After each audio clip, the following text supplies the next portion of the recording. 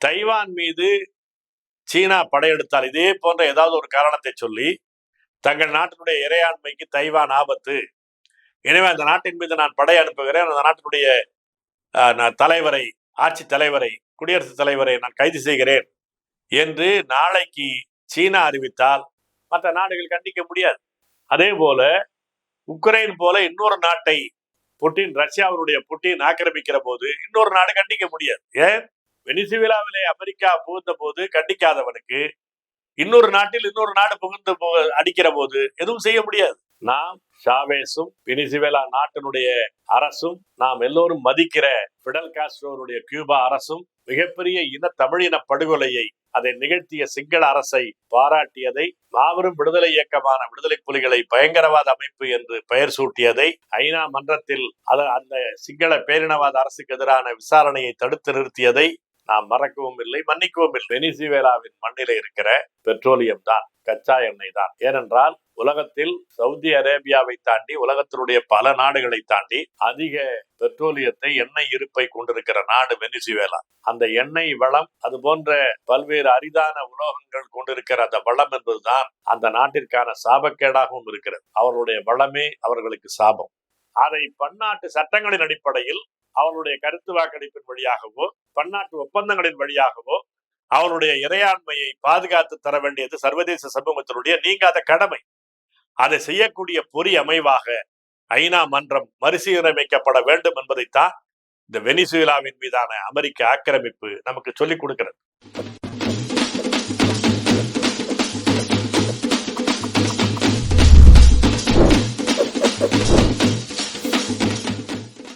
வணக்கம். வெனிசுவேலாவில் இப்போது தோன்றியுள்ள அமெரிக்காவின் ஆக்கிரமிப்பு, அதை தொடர்ச்சியான சிக்கல்கள் ஒடுக்குண்ட தேசிய இன மக்கள் கவனத்தில் கொள்ள வேண்டிய பல செய்திகளை உள்ளடக்கியது என்பதால் அது பற்றிய கருத்துக்களை பகிர்ந்து கொள்ள விரும்புகிறேன். கடந்த ஜனவரி 2ஆம் நாள் பின்னிரவில் 3ஆம் தேதி அதிகாலையில் அமெரிக்க படைகள் வெனிசுவேலா நாட்டிற்குள்ளே புகுந்து ஆக்கிரமிப்பு தாக்குதல் நடத்தி அந்நாட்டின் குடியிருப்புகள் மீது, குறிப்பாக அந்நாட்டினுடைய தலைநகர் கராகஸ் நகரத்தினுடைய மக்கள் குடியிருப்புகளின் மீது வான் தாக்குதல் நடத்தி பல பேரை கொன்று அந்நாட்டினுடைய குடியரசுத் தலைவர் மாளிகைக்குள்ளே அதிரடி படையினர், அமெரிக்காவினுடைய ஆக்கிரமிப்பு அதிரடி படையினர் உள்ளே நுழைந்து குடியரசுத் தலைவர், வெனிசுவேலாவினுடைய குடியரசுத் தலைவர் நிக்கோலஸ் மதுரோவையும் அவருடைய மனைவி சிலியா புளோரஸையும் கடத்தி சென்று அமெரிக்காவுக்கு கொண்டு சென்று விட்டார்கள். அதற்கு ட்ரம்ப் அறிவித்த காரணம், வெனிசுவேலா குடியரசுத் தலைவர் மதுரோ மற்றும் அவருடைய மனைவி அமெரிக்காவுக்குள்ளே போதை பயங்கரவாதத்தை தூண்டியது, போதைப் பொருள்களை கடத்தியது, அந்த குற்றச்செயலுக்காக அமெரிக்க சட்டங்களின்படி குற்றவாளிகளாக அறிவிக்கப்பட்டு கைது செய்யப்பட்டிருக்கிறார்கள் என்று சொல்லுகிறார். உண்மை என்ன? அடுத்த வரியிலேயே ட்ரம்ப் அறிவித்ததுதான் அவர்களுடைய உண்மையான நோக்கம். வெனிசுவேலா இனி அமெரிக்காவின் எதிரி நாடுகளுக்கு அவர்களுடைய கச்சா எண்ணெயை, பெட்ரோலியத்தை விற்க முடியாது. அவையெல்லாம் அமெரிக்காவிற்கு விற்கப்பட வேண்டியவை, அமெரிக்காவிற்கு சொந்தமானவை, அமெரிக்க கம்பெனிகளுக்கு சொந்தமானவை என்று அவர் அறிவித்திருப்பதுதான் அவர்களுடைய உண்மையான நோக்கம்.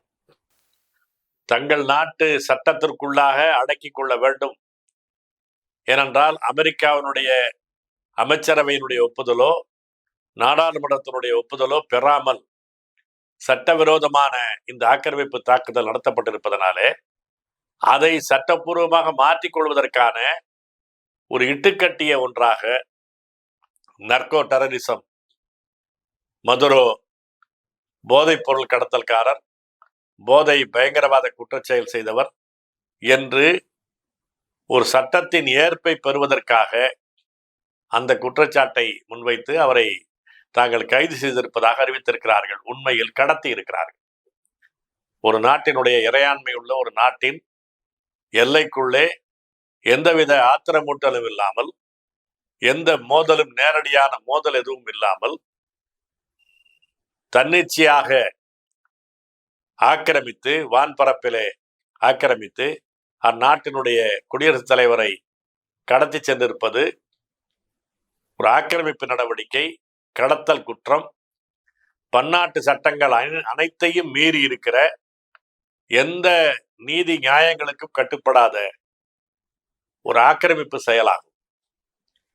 அதை நியாயப்படுத்துவதற்கு ஏதேதோ காரணங்களை ட்ரம்ப் சொன்னாலும் கூட உண்மையான அவர்களுடைய நோக்கம் வெனிசுவேலாவின் மண்ணிலே இருக்கிற பெட்ரோலியம் தான், கச்சா எண்ணெய் தான். ஏனென்றால் உலகத்தில் சவுதி அரேபியாவை தாண்டி, உலகத்தினுடைய பல நாடுகளை தாண்டி அதிக பெட்ரோலியத்தை, எண்ணெய் இருப்பை கொண்டிருக்கிற நாடு வெனிசுவேலா. அந்த எண்ணெய் வளம், அது போன்ற பல்வேறு அரிதான உலோகங்கள் கொண்டிருக்கிற அந்த வளம் என்பதுதான் அந்த நாட்டிற்கான சாபக்கேடாகவும் இருக்கிறது. அவர்களுடைய வளமே அவர்களுக்கு சாபம். எனவே அந்த வளம் உள்ள நாட்டை வலுவுள்ள நாடுகள், வலுவுள்ள வல்லரசுகள் ஆக்கிரமிப்பு என்பது தொடர்ந்து நடந்து கொண்டிருக்கிறது. அங்கே பொம்மை அரசாங்கங்களை நிறுவி அங்க இருக்கிற ஆட்சியையே ஒரு கம்பெனியினுடைய கையால் ஆட்சியாக நடத்தி கொண்டிருந்ததெல்லாம் ஒரு காலத்தில் நடந்தது. அதையெல்லாம் பக்கத்தில் இருக்கிற நாடு கியூபாவிலே கடந்த 60-70 ஆண்டுகளாக ஒரு புரட்சிகர அரசு, பொது உடைமை அரசு நிகழ்வதனாலே ஊக்கம் பெற்ற இளையோர்கள் தங்கள் நாட்டுடைய வளம், தங்கள் நாட்டினுடைய மக்களுடைய நலத்தை, அவர்களுடைய நலவாழ்வை, அவர்களுடைய சுகாதாரமான கல்வி வளமான எதிர்காலத்தை படைப்பதற்கு பயன்பட வேண்டும் என்று எண்ணிய இளையோரெல்லாம் எழுச்சி பெற்று அதனுடைய தலைவராக ஷாவேஸ் முன்வந்தார். 1998க்கு பிறகு அந்த நாடு ஒரு முற்போக்கு பாதையில் சென்றது. ஷாவேஸ் ஆட்சியை பிடித்ததற்கு பிறகு தேர்தல் வழியாக மக்கள் புரட்சி நடத்தி, அதன் வழியாக தேர்தல் நடத்தி மக்களுடைய பேராதரவு பெற்று ஷாவேஸ் அந்த நாட்டினுடைய வெனிசுவேலாவுடைய குடியரசுத் தலைவராக வந்ததற்கு பிறகு அமெரிக்காவினுடைய பகாசுர எண்ணெய் கம்பெனிகளுடைய எண்ணெய் வயல்களை எல்லாம் அரசுடைமையாக்கினார். வெனிசுவேலா அரசாங்கத்திற்கு உடைமையானது என்று மாற்றினார். அதிலிருந்து மிகப்பெரிய மோதல் நிலை என்பது அமெரிக்க அரசுக்கு இருந்து வருகிறது. பல சதி செயல்களை செய்தார்கள். ஷாவேஸை கொல்வதற்கான ஆட்களை அனுப்பினார்கள். அந்த நாட்டிற்கு எதிரான கலகம் விளைவிப்பதாக இராணுவத்திலே சில பேரை பிடித்து அவருடைய ஆட்சியை சில நாட்கள் கவிழ்த்தார்கள். பிறகு ஷாவேஸ் மக்களுடைய மிகப்பெரிய பேராதரவோடு அங்கே இருக்கிற எண்ணெய் வயல்களுடைய, எண்ணெய் சுத்திகரிப்பு ஆலையினுடைய தொழிலாளிகளுடைய மிகப்பெரிய எழுச்சியின் பின்னால் சில நாட்களிலேயே மீண்டும் அந்த நாட்டினுடைய குடியரசுத் தலைவராக மாறினார். ஷாவேஸுடைய எழுச்சி லத்தீன் அமெரிக்க நாடுகளிலே, தென் அமெரிக்க நாடுகளிலே மிகப்பெரிய உற்சாகத்தை ஏற்படுத்தி அடுத்தடுத்த நாடுகளிலெல்லாம் இடதுசாரி எழுச்சிகள் ஏற்படுவதற்கு துணையாக இருந்தன, தூண்டுகோலாக இருந்தன. இதன் விளைவாகத்தான் இது தன்னுடைய ஆதிக்க வளையத்தை விட்டு கொஞ்சம் கொஞ்சமாக வெளியேறி கொண்டிருக்கிறது என்பதை புரிந்து கொண்ட அமெரிக்க வல்லரசு தொடர்ச்சியாக பல சதிகளை செய்தது. ஆனால் 2013 ஷாவேஸ் மறைவு என்பதும், அந்த குறிப்பிட்ட 2-3 ஆண்டுகளுக்குள்ள 2016க்குள்ளே உலகத்தினுடைய எண்ணெய் விலை, சர்வதேச எண்ணெய் விலை என்பது வீழ்ந்ததும், இரண்டும் சேர்ந்து வெனிசுவேலாவிலே மிகப்பெரிய சிக்கலை ஏற்படுத்தியது. அந்த நாட்டில் எண்ணெய் வளம் இருக்கிறது, எண்ணெயை விற்று காசு இருக்கிறது, ஆனால் வேறு எந்த வளங்களும் கிடையாது. குறிப்பாக உணவு உற்பத்தி கூட கிடையாது. எனவே அப்படிப்பட்ட ஒரு பலவீனமும் கலந்த ஒரு பொருளியல் கட்டமைப்பாக வெனிசுவேலாவினுடைய பொருளியல் கட்டமைப்பு சாவேஸ் காலத்திலேயே உருவாகிவிட்டது. அவர்கள் தங்களுடைய எண்ணெய் வளத்தை சார்ந்து அந்த எண்ணெயை விற்று அதில் கிடைக்கிற டாலரை வைத்து அதற்கு கிடைக்கிற தொகையை வைத்துக் கொண்டு அந்நாட்டு மக்களுக்கான நலத்திட்டங்களை நிறைவேற்றினார்கள். புதிய புதிய பள்ளிக்கூடங்கள் உருவாக்கப்பட்டன, அதிகாரங்கள் பரவலாக்கப்பட்டன, கம்யூன்கள் என்பவை அந்த நாட்டினுடைய மக்களுடைய திட்டங்களை தீட்டுபவையாக மாறின. இப்படி பல முனைகளிலும் மக்கள் சார்ந்த வளர்ச்சி போக்குகள் இருந்தன. ஆனால் அதனுடைய அடிப்படையான பலவீனம் அது முழுவதுமே பெட்ரோல் டாலர் என்பதை சார்ந்திருந்தது, பெட்ரோலியத்தை சார்ந்திருந்தது. ஒரே நேரத்தில் 2 சிக்கல்களிலும் வெனிசுவேலா மாட்டிக்கொண்டது. 2013 ஷாவேஸருடைய திடீர் மறைவு, அவர் புற்றுநோயால் சில நாட்கள் பாதிக்கப்பட்டு மரணமடைந்தார். அவர் ஒரு மிகப்பெரிய மக்கள் செல்வாக்குள்ள, மக்கள் ஈர்ப்பை பெற்ற இளையோருடைய தலைவராக ஷாவேஸ் இருந்தார். அவர் இருக்கிற போதே அவரால் அடையாளம் காட்டப்பட்ட ஒரு அரசியல் வாரிசாகத்தான் நிக்கோலஸ் மதுரோ அவருடைய கட்சியின் சார்பில் நின்றார். இந்த ஆக்கிரமிப்பை நாம் கண்டிக்கிற போது ஒன்றை நாம் மறந்துவிடவில்லை. நம்முடைய தோழர்கள் சில பேர் கூட கேட்கிறார்கள், ஏன் தமிழ் தேசிய பேரியக்கம் வெனிசுவேலாவுடைய வீழ்ச்சியை கண்டிக்க வேண்டும், அமெரிக்க ஆக்கிரமிப்பை கண்டிக்க வேண்டும்?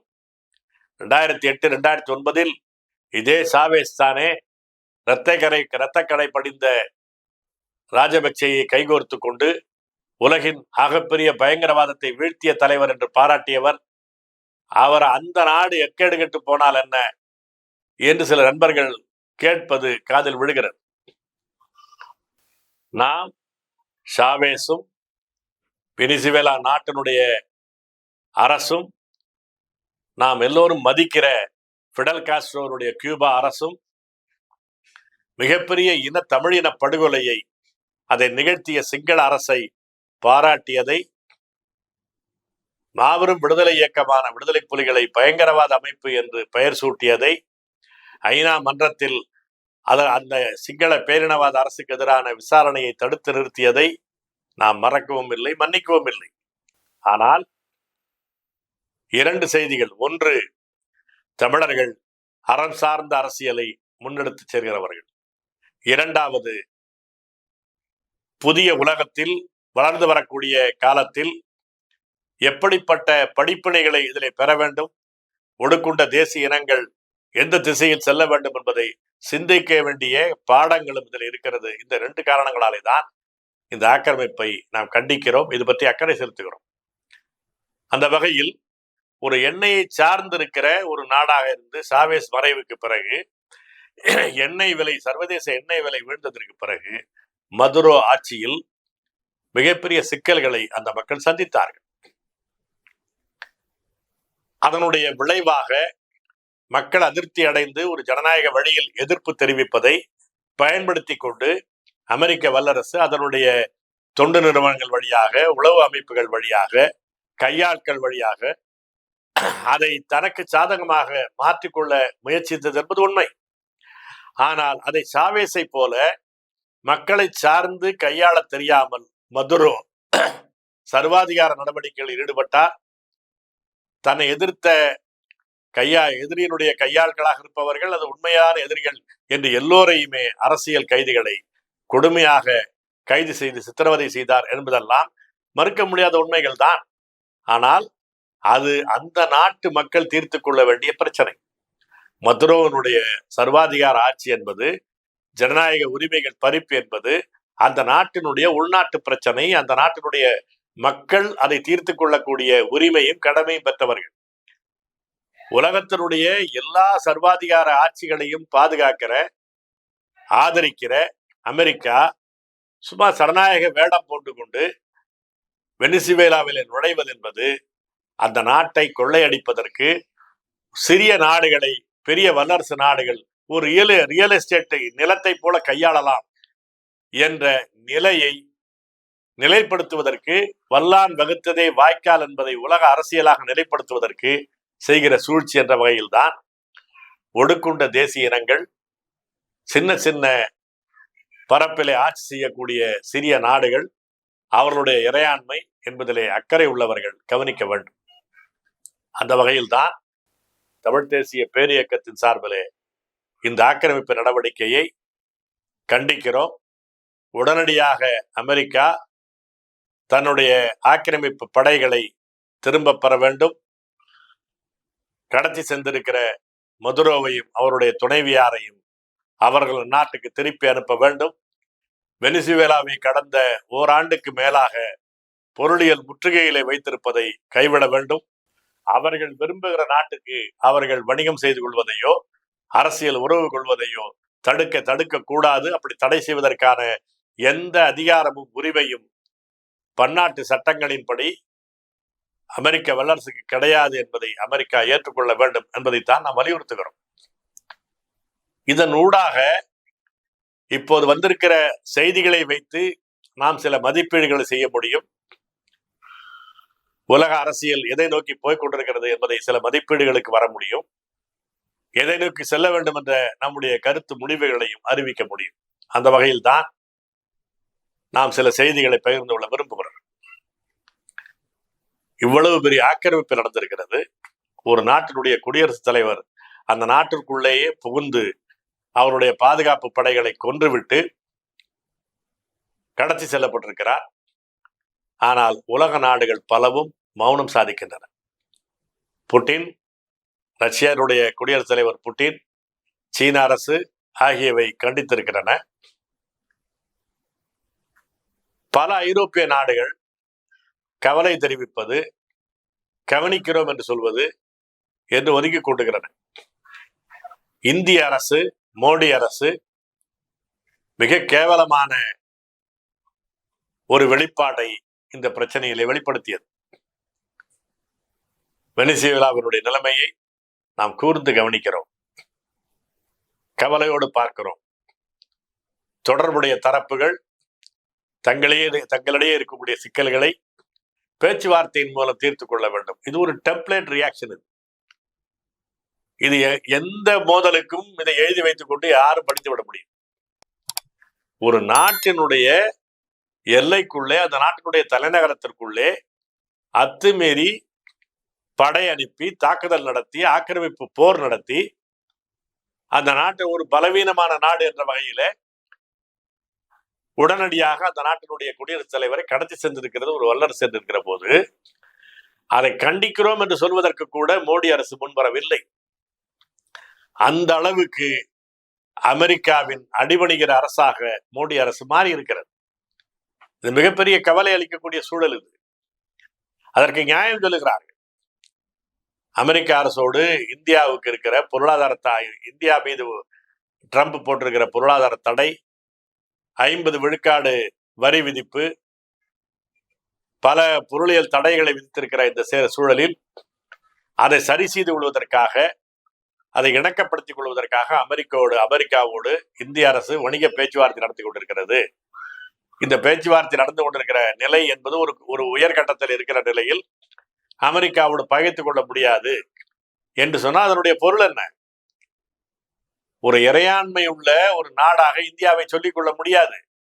தான் விரும்புகிற ஒரு நியாயத்தை, உலக நியாயத்தை, சட்ட நியாயங்களை, சர்வதேச சட்டங்களின்படி நடந்து கொள்ளுங்கள் என்று கூட சொல்ல முடியாது என்று சொன்னால் நாளைக்கு என்ன நடக்கும் என்பது மட்டுமல்ல, நாளைக்கு இந்தியாவுக்குள்ளே இது போன்ற ஒரு ஆக்கிரமிப்பு நடக்குமானால், இன்னொரு நாட்டினுடைய ஆக்கிரமிப்பு நடக்குமானால், இதே போலத்தான் மற்ற நாடுகள் கருத்து சொல்வார்கள். ஏற்கனவே இந்தியா தன்னை சுற்றி இருக்கக்கூடிய அது பாகிஸ்தான் மட்டுமல்ல, பங்களாதேஷ் மட்டுமல்ல, மாலத்தீவு, இலங்கை, நேபாளம் போன்ற நாடுகள் என்று எல்லா நாடுகளோடும் நட்பை இழந்திருக்கிறது. எல்லா நாடுகளும் இந்தியாவை யார் எதிர்க்கிறார்களோ அவர்களோடு தான் சேர்ந்து கொண்டிருக்கிறார்கள். அப்படிப்பட்ட சூழலில் அமெரிக்க வல்லரசை சர்வதேச சட்டங்களின்படி தவறானது என்ற பொதுவான கண்டனம் கூட தெரிவிக்கக்கூடிய ஒரு தெம்பிலே, ஒரு இறையாண்மையான நிலையிலே இந்திய அரசு இல்லை என்று சொன்னால், நாளைக்கு இந்தியாவிற்கு ஏதோ கேடு நிகழ்கிற போது எந்த நாடும் துணைக்கு வரமாட்டான். இன்றைக்கு வந்திருக்கிற சூழல் அதைத்தான் காட்டுகிறது. ஐரோப்பிய நாடுகளில் பல நாடுகளும் இந்த ஆக்கிரமிப்பை வெளிப்படையாக கண்டிக்கவில்லை.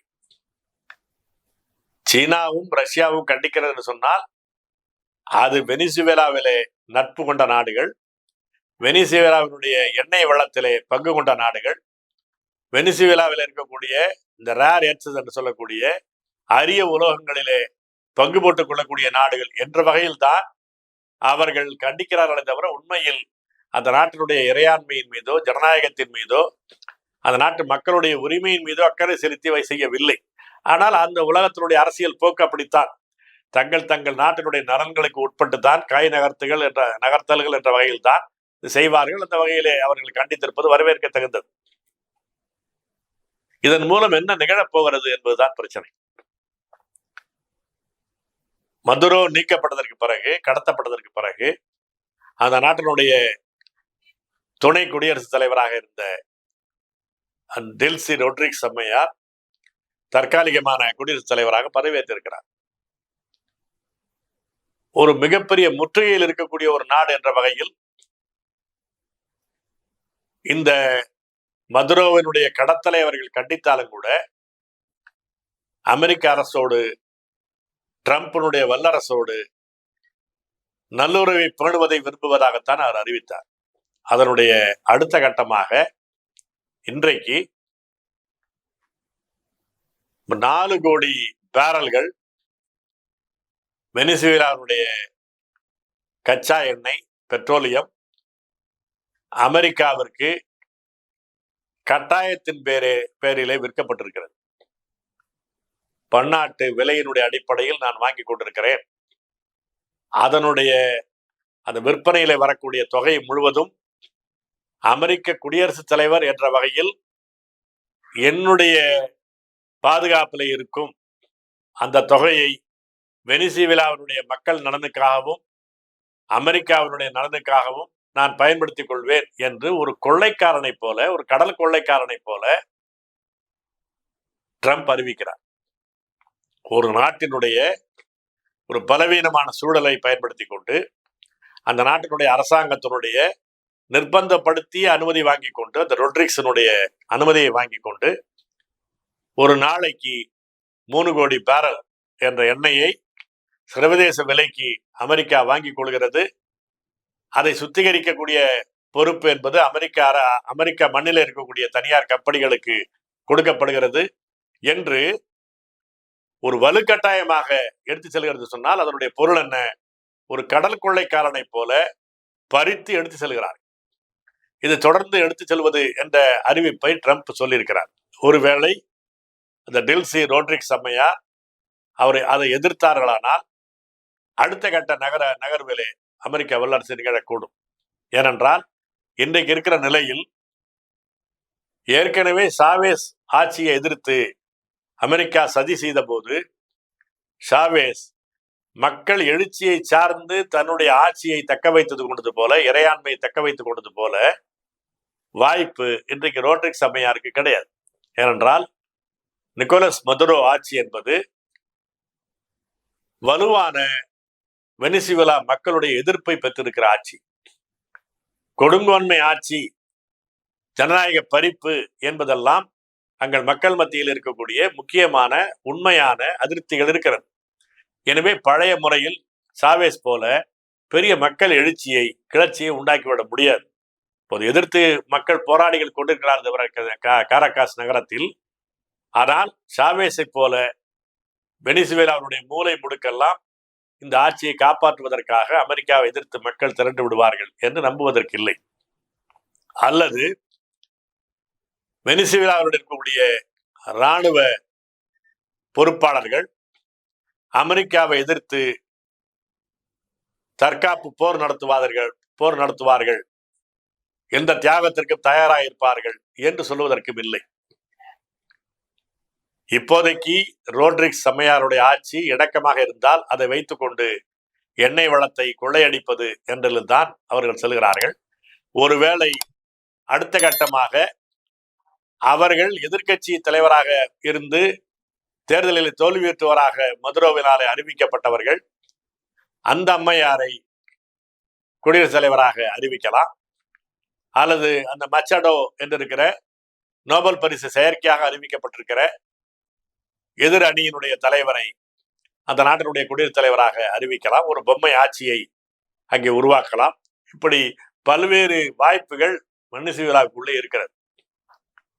ஆனால் இந்த பின்னணியில் என்ன உலக அரசியலில் மாற்றம் வந்து கொண்டிருக்கிறது என்று சொன்னால், நாளைக்கு தைவான் மீது சீனா படையெடுத்தால் இதே போன்ற ஏதாவது ஒரு காரணத்தை சொல்லி தங்கள் நாட்டினுடைய இறையாண்மைக்கு தைவான் ஆபத்து, எனவே அந்த நாட்டின் மீது நான் படை அனுப்புகிறேன், அந்த நாட்டினுடைய தலைவரை, ஆட்சி தலைவரை, குடியரசுத் தலைவரை நான் கைது செய்கிறேன் என்று நாளைக்கு சீனா அறிவித்தால் மற்ற நாடுகள் கண்டிக்க முடியாது. அதே போல உக்ரைன் போல இன்னொரு நாட்டை புட்டின், ரஷ்யாவினுடைய புட்டின் ஆக்கிரமிக்கிற போது இன்னொரு நாடு கண்டிக்க முடியாது. ஏன்? வெனிசுவேலாவிலே அமெரிக்கா புகுந்த போது கண்டிக்காதவனுக்கு இன்னொரு நாட்டில் இன்னொரு நாடு புகுந்து அடிக்கிற போது எதுவும் செய்ய முடியாது. அப்படியானால் வலுத்தவன் வலுவில்லாத நாட்டுக்குள்ளே புகுந்து அடிக்கலாம், அந்த நாட்டினுடைய தலைவர்களை கைது செய்யலாம், படுகொலை செய்யலாம், அந்த நாட்டை கைப்பற்றி கொள்ளலாம். அதற்கு பேர் ஜனநாயகத்தை பாதுகாப்பதற்கான நடவடிக்கை அல்லது பயங்கரவாதத்தை முறியடிப்பதற்கான நடவடிக்கை என்று ஏதாவது ஒரு பெயர் சொல்லிக் கொள்ளலாம் என்று வந்துவிட்டால் ஒரு ஒழுங்கமைக்கப்பட்ட உலகம் என்பதே போய்விடும். இதற்கு முன்னால் அப்படித்தான் இருந்தது. உலகப் போர்களுக்கு முன்னால் பேரரசு காலம், எம்பையர் பீரியட். பெரிய கம்பெனிகள் அவனுக்கு எந்த நாட்டிலே வளம் வேண்டும் என்றால் அந்த நாட்டை பிடிப்பான், அந்த நாட்டினுடைய ஆட்சியை அங்கு ஆட்சியை கைப்பற்றுவான். அது ஒரு பேரரசு காலம். வலுத்தவன் கையில் தான் உலகம் என்றிருக்கிற பேரரசு காலம். அதற்கு பிறகுதான் தேசிய அரசுகள் உருவாகி தேசிய அரசுகளுடைய இறையாண்மை மதிக்கப்பட வேண்டும் என்ற கருத்து வலுப்பட்டு அதை பாதுகாப்பதற்கான பொறி அமைவாக ஐநா மன்றம் உருவாக்கப்பட்டு அதனுடைய முதல் நிபந்தனையே என்ன? இறையாண்மை, நாடுகளினுடைய இறையாண்மை, தேசிய இனங்களினுடைய தன்னுரிமை மதிக்கப்பட வேண்டும். அது மதிக்கப்பட வேண்டும் என்பதற்காகத்தான் இந்த ஐநா மன்றம் உருவாக்கப்பட்டிருக்கிறது என்பதுதான் அந்த ஐநா மன்றத்தினுடைய பிறப்பினுடைய அடிப்படையே. அது இன்றைக்கு தகர்ந்திருக்கிறது. எந்த நாடும் எந்த நாட்டின் மீதும் படையெடுக்கலாம். எந்த நாட்டினுடைய அரசாங்கம் தனக்கு கீழே இருக்கக்கூடிய ஒரு தேசிய இனத்தை ஒடுக்கலாம், அழிக்கலாம். எந்த கல்வி முறையும் கிடையாது. தனக்கு வாய்ப்பு கிடைக்கும் அல்லது தனக்கான ஏதாவது ஒரு பலன் கிடைக்கும் என்று சொன்னால் ஒரு நாடு அங்கே தலையிடுவான், அதிலே சில பேருக்கு பலன் கிடைக்கலாம், அவ்வளவுதான். இப்படியான வல்லான் வகுத்ததே வாய்க்கால் என்றிருப்பதுதான் உலக ஒழுங்கமைவு என்றாகிவிட்டால் வலுவற்ற நாடுகள், ஒடுக்குண்ட தேசிய இனங்கள், அவர்களுக்கான தேசிய இன உரிமை, அந்த நாடுகளுக்கான இறையாண்மை என்பது கேள்விக்குறியாகிவிடும், பாதுகாக்கப்படவே முடியாது. எந்த நாடும் எந்த நாட்டையும் ஆக்கிரமிக்கலாம் என்பது சட்டமாகிவிடும். அதான் நடந்து கொண்டிருக்கிறது. எனவே இதை நீண்ட காலமாகவே தமிழ் தேசிய பேரியக்கம் சொல்லி வருகிறது. ஒரு நாட்டினுடைய இறையாண்மை பாதுகாக்கப்பட வேண்டும் என்பது மிக அடிப்படையானது. அந்த நாடு என்பது என்ன? தேசிய இனங்களின் இறையாண்மை என்ற அடிப்படையில் தான் அது பிறக்கிறது. தேசிய இனங்களுடைய இறையாண்மை என்பதுதான் அடிப்படையானது, ஊற்றுக்கள்.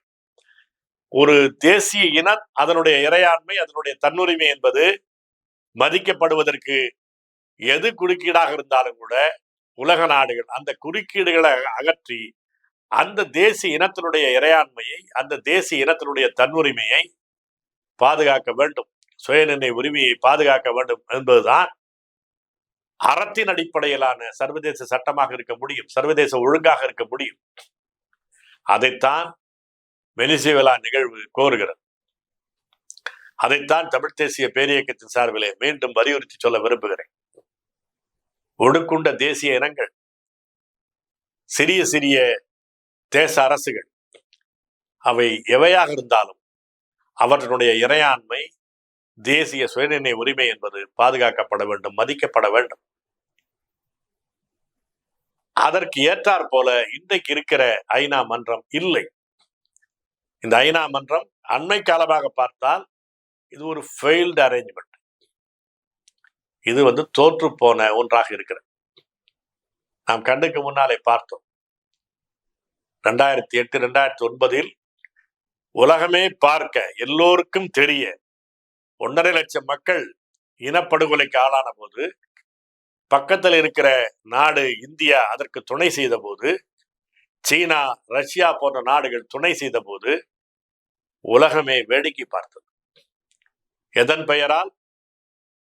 ஒரு நாட்டினுடைய எல்லைகள் மாற்றியமைக்க முடியாதவை, அதனுடைய எல்லையினுடைய புனிதத்தன்மை பாதுகாக்கப்படும் என்ற ஒன்றை வைத்துக்கொண்டு கண்ணுக்கு முன்னால் நடந்த பச்சை படுகொலையை பார்த்து கொண்டிருந்தார்கள். இங்கே மட்டுமல்ல, ஆப்பிரிக்காவிலே, ருவாண்டாவிலே, எல்லா இடத்திலும் அதுதான் நடந்து கொண்டிருக்கிறது. சீனாவினுடைய மண்ணுக்குள்ளே நடக்கிற, திபெத் மீது நடக்கிற நிகழ்ச்சிகள் எல்லாம் அதைத்தான் காட்டுகிறது. எனவே இந்த ஐநா மன்றம் எந்த நோக்கத்திற்காக உருவாக்கப்பட்டதோ அந்த நோக்கத்திற்கு பாதுகாக்கக்கூடிய தகுதியோடு அது இல்லை. எனவே தேசிய இனங்களுடைய இறையாண்மை என்ற அடிப்படையில், தேசிய இனங்களுடைய தன்னுரிமை என்ற அடிப்படையில் ஒரு புதிய ஐநாவை நோக்கி, புதிய உலக அமைப்பை, உலக கட்டமைப்பை நோக்கி நாடுகள் செல்ல வேண்டிய அவசியத்தில் இருக்கிறது. இது நாம் விருப்பத்தை தெரிவிக்கலாமே தவிர உடனடியாக அதற்கான வாய்ப்புகள் இருக்கிறதா, அந்த சூழலை நோக்கி நகருகிறோமா என்பதல்ல. ஆனால் அந்த திசைக்கு சென்றாலே தவிர வலுவில்லாத நாடுகள், சிறிய சிறிய நாடுகள் தங்களுடைய இறையாண்மையை பாதுகாத்துக் கொள்ள முடியாது. தங்களுடைய ஒடுக்குண்ட தேசிய இனங்கள் தங்களுடைய தன்னுரிமையை பெற முடியாது. ஏனென்றால் உலகத்தினுடைய எல்லைகள், நாடுகளுடைய எல்லைகள் இறுதிக்கு இறுதியாக முடிவு செய்யப்படவில்லை. ஒரு நாட்டினுடைய எல்லைக்குள்ளாக செயற்கையாக திணிக்கப்பட்டிருக்கிற, சிக்கொண்டு கொண்டிருக்கிற தேசிய இனங்கள் இருக்கின்றன. அவை தங்களுக்கான தேச அரசை அமைத்துக் கொள்வதற்கான பிறப்புரிமை பெற்றவை. அவை தங்களுக்கான தேச அரசு அமைத்துக் கொள்ளக்கூடிய விளைவை, விருப்பத்தை தெரிவிக்கிற போது அதை பன்னாட்டு சட்டங்களின் அடிப்படையில் அவர்களுடைய கருத்து வாக்கெடுப்பின் வழியாகவோ, பன்னாட்டு ஒப்பந்தங்களின் வழியாகவோ அவருடைய இறையாண்மையை பாதுகாத்து தர வேண்டியது சர்வதேச சமூகத்தினுடைய நீங்காத கடமை. அதை செய்யக்கூடிய பொறி அமைவாக ஐநா மன்றம் மறுசீரமைக்கப்பட வேண்டும் என்பதைத்தான் இந்த வெனிசுவேலாவின் மீதான அமெரிக்க ஆக்கிரமிப்பு நமக்கு சொல்லிக் கொடுக்கிறது.